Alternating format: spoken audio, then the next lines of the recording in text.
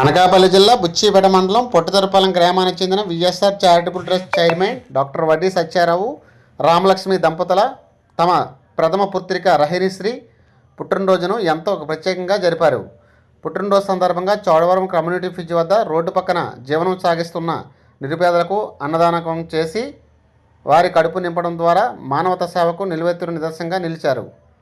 అనంతరం అప్పలరాజపురంలో వృద్ధాశ్రమంలో వృద్ధులకు వికలాంగుల సమక్షంలో వేడుకలు ఘనంగా నిర్వహించారు. ఈ సందర్భంగా వృద్ధులకు పండ్లు స్వీట్స్ పంపిణీ చేసి వృద్ధులు వికలాంగుల మధ్య కేక్ కట్ చేసి వారితో ఆనందంగా పుట్టినరోజు జరుపుకోవడం ఎంతో సంతోషంగా ఉందని డాక్టర్ వడ్డీ సత్యారావు గారు పేర్కొన్నారు. వృద్ధులకు అనాథులకు వికలాంగులకు కలిసి పుట్టినరోజు జరుపుకోవడం జీవితంలో నిజమైన ఆనందం.